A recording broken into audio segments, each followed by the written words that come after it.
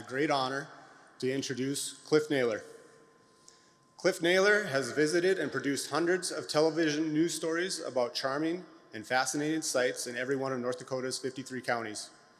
He became well known for his Off the Beaten Path feature reporting that highlighted unique and interesting people and places in rural areas of the state. The popular TV series evolved into a series of travel books that continue to provide adventure seekers with a roadmap to visit and enjoy many hidden treasures waiting to be discovered. Dakota Day Trips was first published in 1999. More Dakota Day Trips was written in 2001, and The Road to Rural Wonders came out in 2022. More than 35,000 copies of the travel guides have been sold. Today, Cliff will tell us how his amazing adventure into rural reporting began, why it flourished, and how you can reroute your next road trip to include an excursion to an underexplored tourist attraction on the prairie. So please join me in welcoming Cliff Naylor.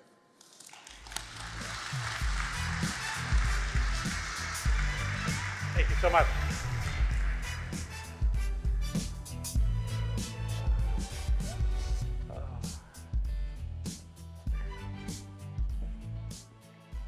Just give me a second here.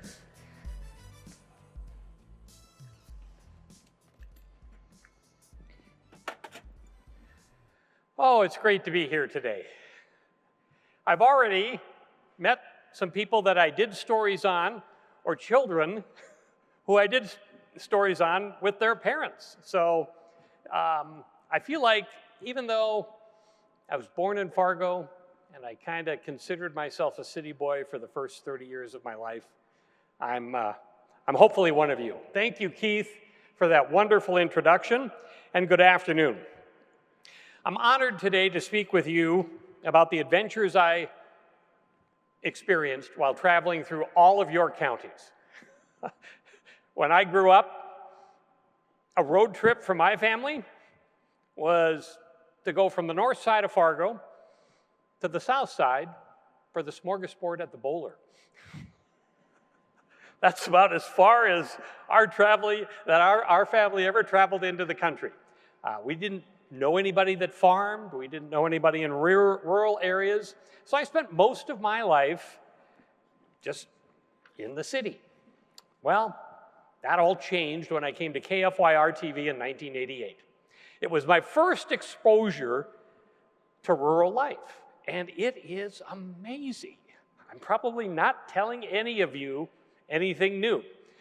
I'm a curious person by nature, and I would go out on farm stories with Farm Director Al Guston, and I would see things that I had never seen before. And I thought, what is this? And we had plenty of time to travel to and from our assignments, Al and I'd ask Al questions, and he'd always be very kind and patient and tell me exactly, what was going on with this stuff. And I thought, well, this is amazing. Has anyone done a story on this? No one's done a story on this. And I thought, well, they should. Now, the reason that stories weren't done on these sites that I seen, like the Bohemian Hall, the Castleton Can Pile, the Roundhouse, was because these sites are located too far from Bismarck or Minot or Fargo, where television stations are located. So if you know the TV industry, we need to have a new story every night. If we rerun last night's stories, are you guys going to tune in? Probably not. So everybody's got to go out and do a story in an 8-hour day. That means that includes drive time to shoot and interview people, drive back, write and edit, and get the story on the air. Now, if you've got to drive 3 hours to get to your story and 3 hours back, probably not going to do that story, no matter how amazing it is. So these stories just had never been done. So in my spare time, when I wasn't doing government stories or hospital stories or political stories, I had some free time, and I told the news director, because I had some experience reporting, I'd like to go out and do some stories on some of the things that I had seen traveling around with Al. And he said, fine with me, more content. So every once in a while, I would do a story on something that I found interesting. And one of the first ones I did was on abandoned farm building, a set of abandoned farm buildings south of Mandan. It was the Barth family homestead in Morton County. And I was fascinated by the stories that these abandoned structures could tell. So Al got me in contact with somebody who had grew up on that farm, and I brought him on out, and we visited about what life was like on the farm. And the story of this particular farm was his dad had a stroke before the boys were too old or weren't old enough to take over the farm. So they had to auction off all of the equipment and the livestock and everything, and the neighbors bought the land, but they had no use for the buildings, so they just kind of deteriorated. And he told me just incredible stories. He said they used to milk cows, not to sell, but just to have milk on the farm. And you didn't have a stall, you'd just have a little stool, and you'd follow the cow around the yard and milk. And if the cow decided to move, you moved the bucket and you moved the stool, and you just, milk the cow. That was the milk you put on your cereal or had for lunch. He also told me, and I was a parent at this time, and this really stunned me. He said, and in the wintertime, when there was snow everywhere, we'd take out the old tractor tires, and we'd get inside the tractor tires, and we'd push them down the hill. And I thought, probably didn't have a helmet on. Can you imagine, as parents and grandparents, sending your kids out to play in the middle of a tractor tire as they push it down a hill, and it could run into a fence post or a rock, or they could get thrown? That's what they did for entertainment on the Barth farm. So I put this together.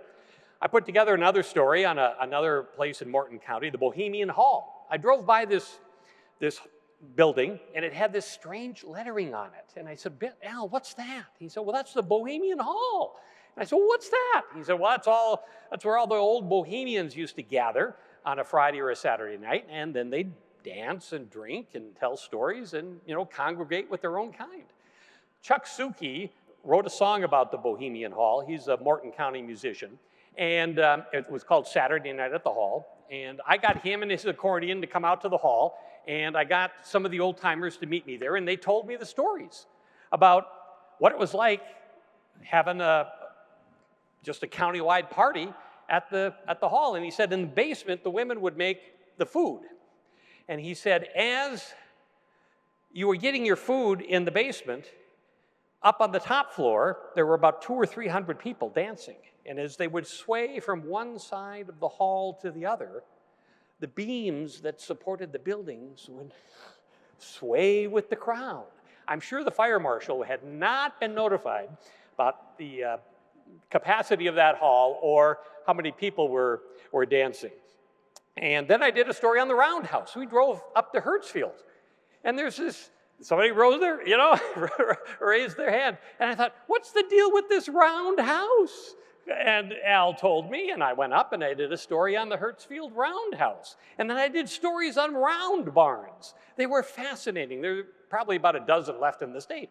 Well, after I'd been doing a story like every week or 2 weeks or a month, because I didn't have any schedule like the regular reporters. They had to have a story every day. All I had to do was shoot them, and then in my spare time do my story. Somebody called KFYR and they said, we'd like to see more of those stories that CliffNaylor does. And the news director approached me and he said, people want to see more of these stories that you're doing out in the county. I'd like to propose that you do one a week. The first thing I thought was, are there enough interesting places in North Dakota to do one story a week for a year? 52. And then my next problem was, how am I going to get out to these places that are 2 or 3 or 4 hours away and back? And he said, no problem, Cliff. We're going to give you a day to drive anywhere you want. And then you come back with the story, and then we're going to give you a day to edit and write it. And I thought, well, that's possible then. So I set out on my adventure, and I thought, what am I going to name this series? Off the Beaten Path. So we've got a map that shows all of the counties and all of the places that I visited. And I started that in 1995 when I started the series. And I'd take a little colored pushpin, and I would mark everywhere I went. After 15 years, I ran out of colors. This is not the complete map, but this shows you all the places that I did stories on in North Dakota. So I obviously never ran out of material. So this is before Google Maps. This is before cell phones. This is before the internet. People ask me, how did you find out about all these places located hours away from you? Well, I would read county newspapers, and then I'd go to a story, and I'd do a story, and the person would reluctantly do it, but then they'd say, after I got done through with the story, they'd say, you know what you ought to do? You ought to go up the road and talk to Rose, because Rose has got this. And then I'd go and talk to Rose, and Rose would say, okay, I'll do a story. But what you really ought to do is go over, to Frank's house and do a story on Frank's house. So I used to get a lot of stories just by word of mouth. And then after it started to become more popular, people would call me on my landline phone at the office. And you'd get these phone calls from people who would tell you stories. And I can remember one I got from Birdell Johnson in Tuttle.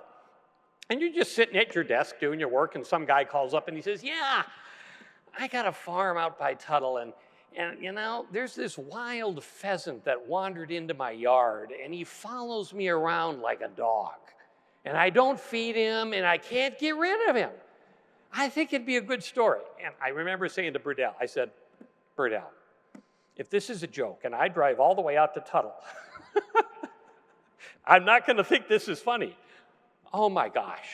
He had a pheasant following him around. It would hop up on the tractor when he would drive around. He had a little two-wheeler.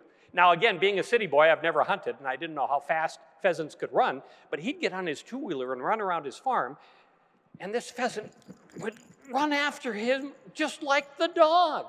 So those were the first off-the-beaten-path stories that I did. And I also did stories on people who had collections. Anybody here collect stuff? Baseball cards, stamps. I did stories on people who collected pencils.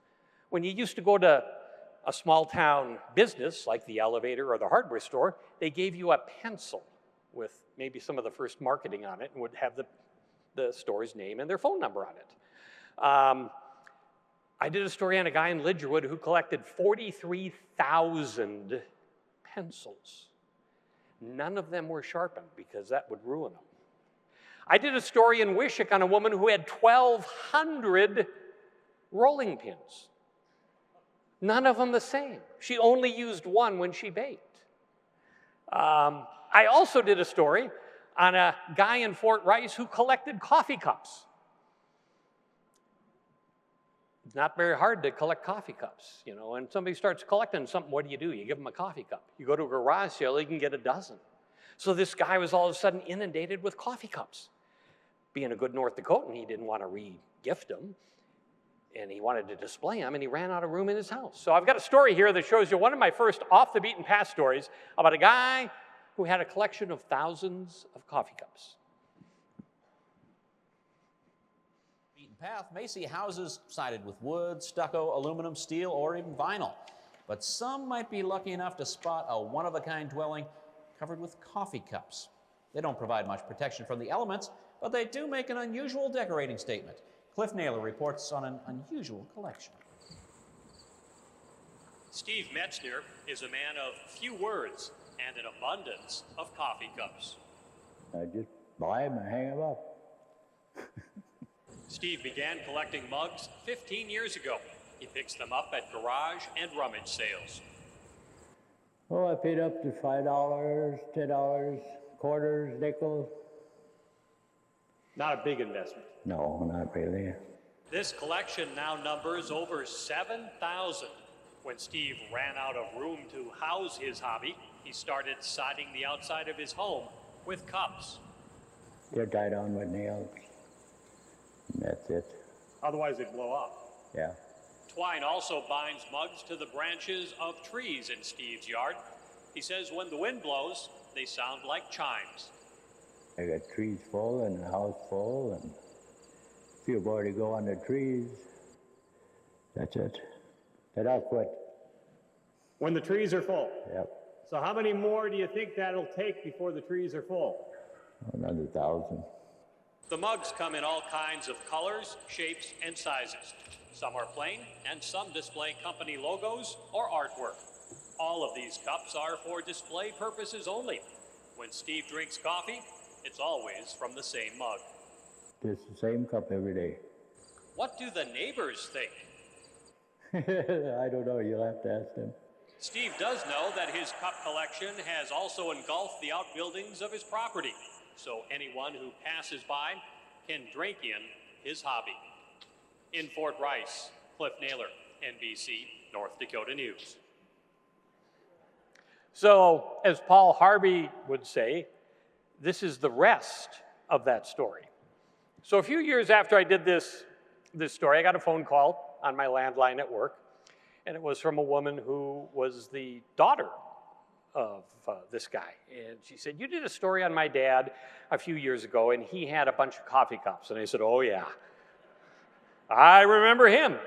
And she said, "Do you remember you asked him what the neighbors thought?" And I said, "Oh yeah." He didn't answer that question. He said, "Well, Dad recently passed." And I said, "Oh, I'm sorry." And she said, "I don't think the neighbors minded, because you know how when people pass, there's a kind of a memorial sometime with flowers. All the neighbors brought flowers in coffee cups and put them on the cattle grate that entered their farmyard." So I did lots of stories on collections. Where else did I find my stories? There's lots of stories in cemeteries.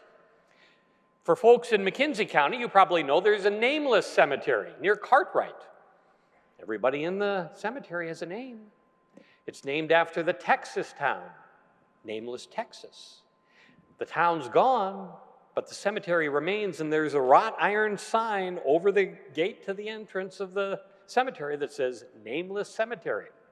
Did you know there's a martyrs cemetery in North Dakota, in Pembina County? All the preachers and priests that went across Dakota territory to spread the gospel and died from disease, Native American attacks, accidents. They're buried in a little section of the Pembina County grave cemetery, and it's got a wrought iron gate above it that says Martyr Cemetery. In there is buried the Reverend Billy Buttons. He traveled across the prairie with his Reverend Goldie, I'm sorry. There's a pastor in there named Reverend Goldie. He traveled across the prairie on a horse named Billy Buttons. He told the folks in Pembina, "You know, Billy's my best friend. I don't have any family. If I should pass before Billy passes, when Billy dies, would you bury him next to me?" So in the Martyrs Cemetery is the Reverend Goldie, and in an unmarked grave is Billy Buttons. So I did a lot of stories on cemeteries. I did a lot of stories on small town cafes. Great Norwegian and German cooking in these small town cafes. They don't have a McDonald's and Wing, but they have a cafe that I thought was so interesting just because of the name. I did a story on it. The Chattin' Shoe. Who wouldn't want to know what goes on in the Chattin' Shoe? So I did stories on cemeteries and collections, and I did lots of stories on churches. One of the first things that everybody got together when they, founded a town was they all pooled their money and their resources and their skills, and they built a church. Some of the most beautiful churches you'll ever see are located in rural North Dakota. So I did lots of stories on churches and on cafes and on collections. And then I branched off and did stories on people who were kind of eccentric. Have you ever met anybody who just thinks a little bit different than you? And so I would do stories on like the Paul Broski Rock Museum in Parshall. This guy collected rocks. Any rock hounds here? People who like to collect rocks collect hundreds and hundreds and hundreds of different kinds of rocks. I did a story on the Pettibone Pagoda. Richard Lohr tore down a grain elevator. Now just imagine taking a hammer and some buckets and tearing down a grain elevator all by yourself, pulling out the nails and saving the nails, taking all the wood, carting it back to your barn or your farm and building an 82-foot tall Chinese temple. They did that in Pettibone until a hurricane blew it down. People would come from all over to see the Pettibone Pagoda. So I did stories on eccentric folks as well. I thought, you know, I was never going to run out of stories, and then the phone would ring and I would get another story. And one of those was somebody called me and said, do you know there's a waterfall in North Dakota? I said, no, I don't. And they said, well, there is. And I said, well, exactly where is this waterfall? And they said, well, it's near Fort Ransom and south of Valley City. And I said, okay, I'm going to go do a story. So let's take a look at North Dakota's only waterfall. One of the best kept secrets in North Dakota is the Mineral Springs Waterfall. If you venture past the open prairie into one of the forested areas of our state, you'll discover a natural wonder that one would expect to find in more mountainous regions. CliffNaylor reports. If you want to drink in North Dakota's only registered waterfall, you'll need a good pair of hiking boots. It's not an easy hike. Robert Harcel of the North Dakota Forest Service says you have to walk over some hills and through 2 miles of woods to get to the Mineral Springs Waterfall. I've never seen it dry, even during the drought years of the 80s, you know, the late 80s. It still was flowing good even during those years. A marked trail leads you to one of North Dakota's hidden treasures, but before hikers get to the falls, there's lots to see along the way. They're going to see wildlife. If they're quiet, they may see turkeys, they may see deer. During birding, you might see different species of birds. The water that cascades over the Mineral Springs Waterfall flows from deep below the floor of the Cheyenne State Forest. It comes from an underground spring, and it eventually runs into the Cheyenne River. It has its own quaintness. Just got to come to appreciate it for what it is. Not Niagara Falls, but for North Dakota, pretty good. Water drops about 8 feet at the falls, and even in December and January, the natural beauty of this site is worth the hike. I'm told that the wintertime view of the waterfall is exceptional when it's cascading over the ice. In autumn, crystal clear water mixed with colorful leaves flows over the Mineral Springs Falls, which gives this secluded site a richness you won't find any other time of the year. Deep in the Cheyenne State Forest, CliffNaylor, NBC, North Dakota News. In case you're wondering, the biggest waterfall in the world is Angel Falls in Venezuela with a drop of 3,212 feet. The Mineral Springs Falls is about 10 miles west of Lisbon. For detailed directions to the falls, contact the Cheyenne River Valley National Scenic Byway at 701-845-2251. Okay, I've got a call for a show of hands. Who knew we had a waterfall? Maybe 10% of you? And you've lived here all your life. So I was able to go out every day. I thought I had the best job in the world. I could go out and meet unusual people, see amazing things, and then come back and tell everyone else that there's this amazing thing out here that you probably don't know about that you really need to go and see. Now, something that you probably have all heard about are Beekner and Orth County courthouses. I once did a series of stories on the stately columns, beautiful murals, paintings, and stained glass windows with distinctive domes that grace the classical revival architecture of county courthouses in Hillsborough, Grand Forks, Carrington, Rugby, Wahpeton, Stanley, Pembina, Crosby, Ashley, Ellendale, Foreman, and Towner. These are beautiful buildings, just like the buildings in the churches that the pioneers built. These courthouses are stunning, and they've got stunning art in them. And for the people that work in them in those counties, you know what I'm talking about. But it's worth it to take a trip just to see some of the beautiful county courthouses that we have here in the state. Some of the other things that I did stories on: the Castleton Can Pile, the Hatton Ileson Museum, the Bridges of Valley City, the McHenry Hobo House, And again, I did stories on eccentric people like Henry Lohr, who built the Pettibone Pagoda, Paul Brodsky in Montreal County. He built the Rock Museum and in Partial, and other kind of eccentric people. Did you know that North Dakota has the person who has the world's, or who had the world's longest beard? 17 feet, 6 inches. There's pictures. He started growing his beard in 1865, and he never cut it until he died in 1927. And do you know where that beard is now? At the Smithsonian Institute in Washington, D.C. I'm not pulling your leg. So when he died, his family said, well, what are we going to do with Grandpa's beard? They cut it off. And they called the Smithsonian up. And they said, heck yeah, we'll take it.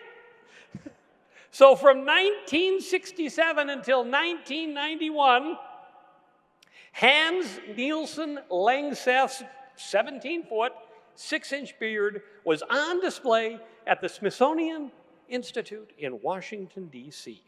Now, there's an eccentric guy. I found film of him, and he would fish with it. He liked to do pranks with it. He'd put a fishing hook on the end of his beard, and he'd throw it into the lake, and he'd fish with it.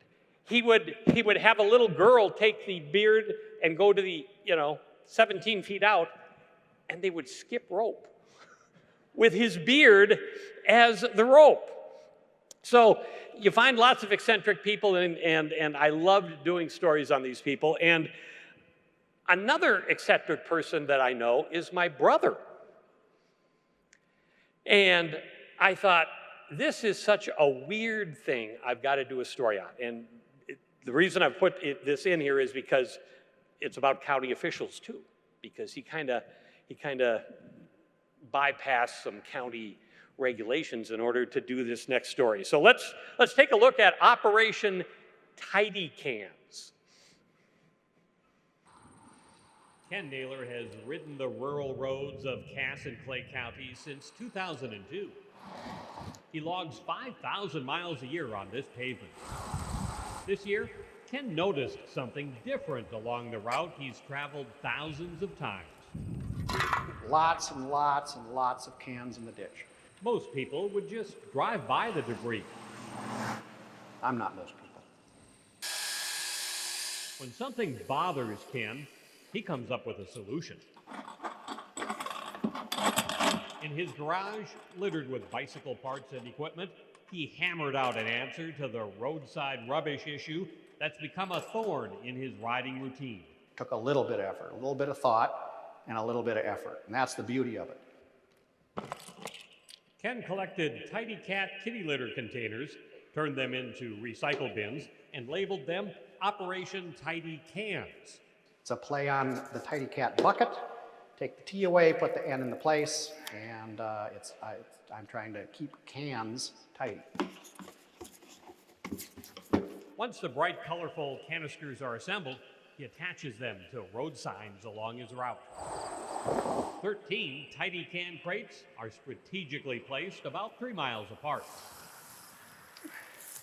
They serve as collection sites for all the garbage he hand-picks, so he can periodically take the weight of this can crusade off his back. Once somebody throws one in the ditch, it'll be there 20 years from now. This good deed didn't go unnoticed. I was hoping to fly under the radar and kind of be anonymous. Ken didn't notify the county road department about Operation Tidy Cans because he hoped it would be easier to ask for forgiveness rather than permission. Whenever you attach something to a highway sign, there's paperwork, there's applications, and there's fees. But once the bright yellow bins were in place, people began contacting the solid waste department about the unusual roadside receptacles. It's a great idea, and we're all on board, so he didn't need to worry. Shannon Thompson is the education coordinator for the Clay County Solid Waste Department. She says the $100 permit fee for placing each recycle bin in ditches is being taken care of by the county. The Single Citizen Committee to Keep Clay County Clean has collected more than 85 pounds of aluminum. Next year, I hope to maybe bring in a couple of other people. Obviously, many hands make light work. Ken plans to recruit other riders to do some of the light lifting. He would also like motorists to curb the urge to throw garbage out the window. But until that happens, he'll continue to pick up after that. In Clay County, CliffNaylor, NBC, North Dakota News. Is that eccentric? When I told my brother I wanted to do a story on it, he said, why? And you know, many people that I wanted to do stories on would say, why? Why do you want to do a story on 1,200 rolling pins? Well, there's nothing there. Now, there is one story that I never got to do during my career, even though I tried. There's a woman in Minot who has a collection of more than 1 million marbles. I found out about her.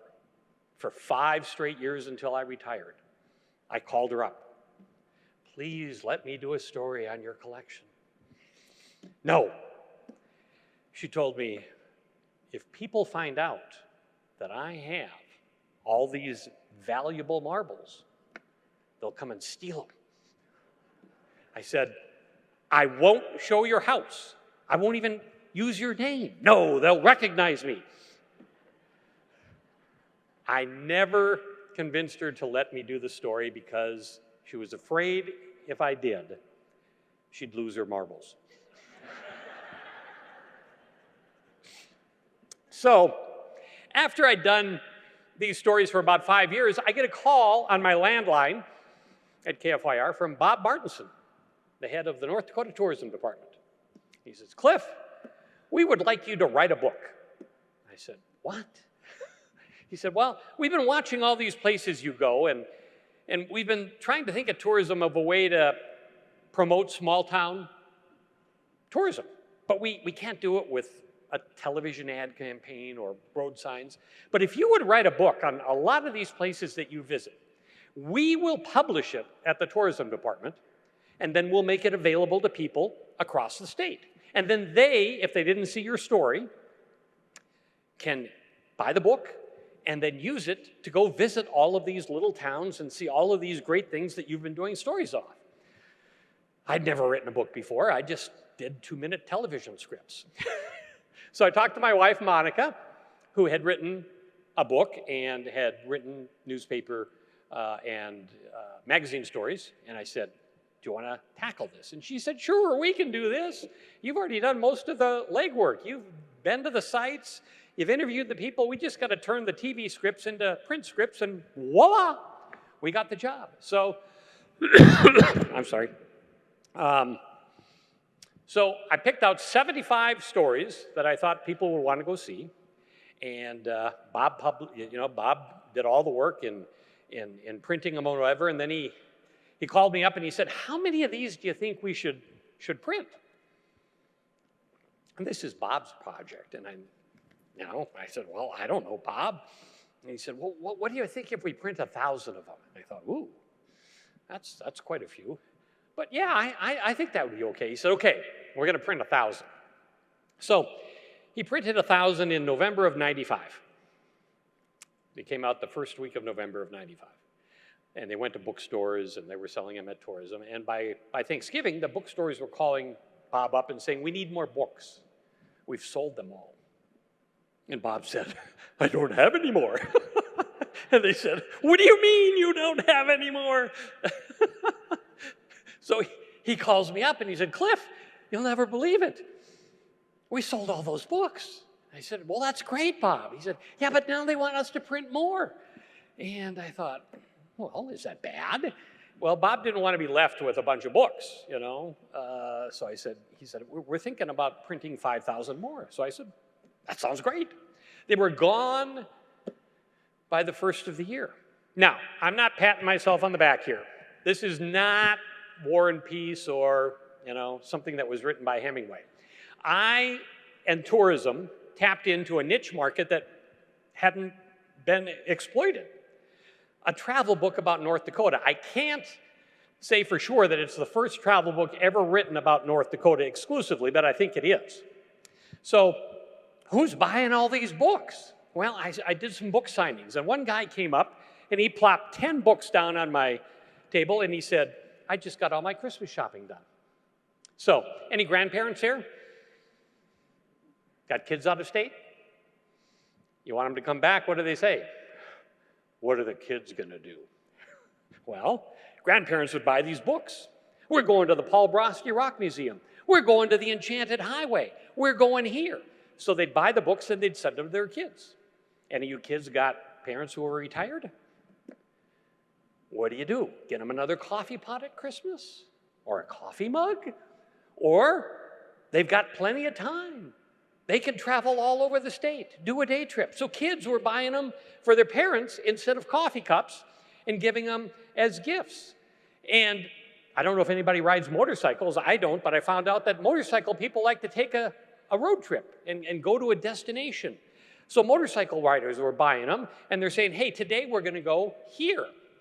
So it was a huge success. That was followed by more Dakota Day trips 2 years ago, and then in 2022, I wrote The Road to Rural Wonders. Each of the books, let's see, the first book has 75 sites in them, and the two other ones have 50 sites. So there's 125 sites that you can go visit across North Dakota with a little story and a picture and directions on how to get there. And people just have really enjoyed exploring North Dakota because, I don't know, most people didn't know there was a waterfall here, and most people probably haven't been to the Paul Brodsky Rock Museum, and a lot of people haven't been to the Enchanted Highway, and it was very gratifying to me and great for these small towns to finally have people in traffic going through their towns, enjoying what they're very proud of. North Dakotans are proud of what we have here, and they want to show it off. And this book was a way to kind of do that. I remember I did a story on a guy, his name was Irvin Josie, and he built these little tin men yard ornaments. And I went up to Wishick and did a story on him. He only had one arm. He lost one of his arms in a farm accident, so he just had a stub here. And he's putting together these tin men that are made out of old coffee cans and green bean cans, and he'd put them together so it resembled the Tin Man in the movie The Wizard of Oz. And he just did it out of his garage as something to do. So I did a story on him. He called me a week later. He said, Cliff, all these people are calling me. I can't keep up. They all want my Tin Man. And I said, well, Irvin, that's a good thing, isn't it? He said, well, yeah, but my wife says, all I do is spend all my time out in the garage making these darn Tin Men. So Irvin and I became friends. I went to his 100th birthday party, and I bought one of his Tin Men. So I did these stories throughout all my career, and people always ask me, what are some of the most amazing stories that you've seen? I've showed you a couple here. I hope that you enjoyed them and you think that they're pretty good, but some of my favorites are the Tin Man that I just talked about with Irvin Josie. I did a story on monster spray. Anybody ever heard of monster spray? There's a pharmacist in Watford City who came up with a cure for what ails kids that go bump in the night.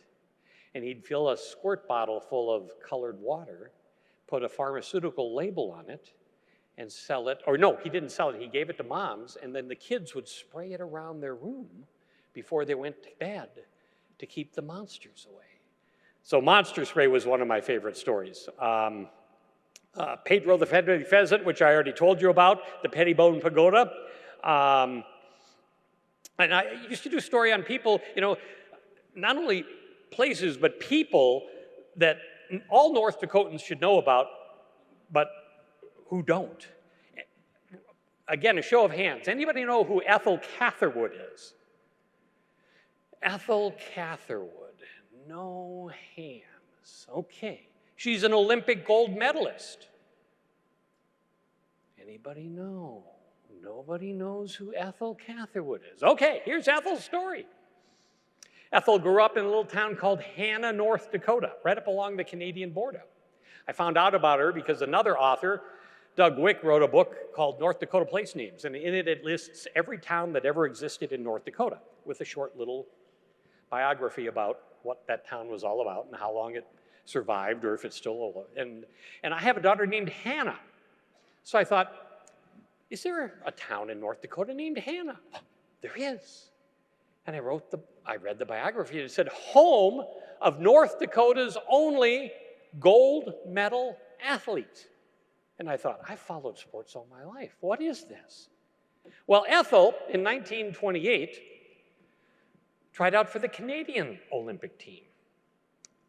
Their family moved into Canada when there was homestead land being offered, so she was born in Hannah, lived there for about 6 years, and moved into Canada. Now, back then in 28, they didn't let you ladies get into all of the sports. There were just a few that you could handle, and one of them was the high jump. The other was the 100-meter dash. So Hannah tries out for the Canadian team. Now, I don't think they asked for citizenship papers, and I don't think they even asked if she was a Canadian citizen back then. She made the team. She won the gold medal. They had a ticker tape parade for her. Her image is on a postage stamp in Canada. No one in North Dakota knows who she is. So I did stories like that. And this is one of my last stories, and I think it's one of my best. It's called Woof Woof. We've all seen things that cause us to stop in our tracks and commit to memory a remarkable incident that unexpectedly appears before our eyes. There's a secluded street in Williston, North Dakota, where this sort of thing happens almost every day. This appears to be an ordinary, all-American neighborhood. Classic cars occasionally cruise down the street. Green grass and neatly manicured lawns create a landscape that screams suburbia. People stop, point, look.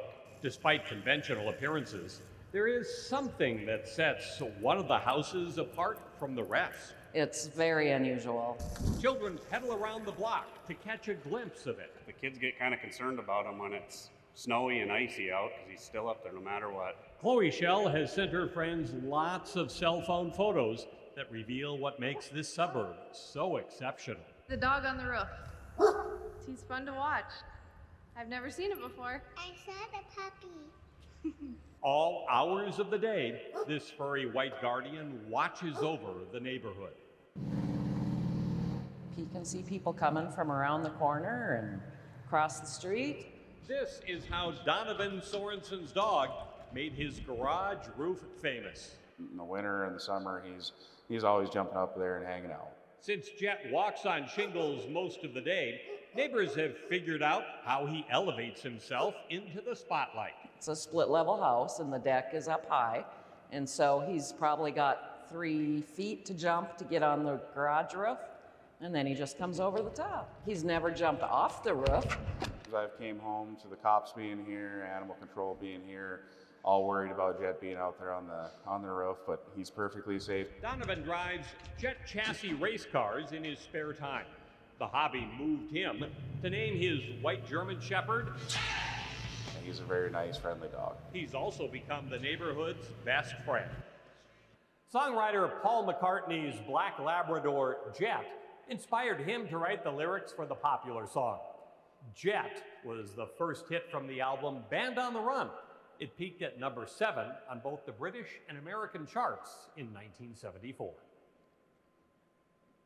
So there you have it. I feel like, I've said this before, I had the best job in North Dakota.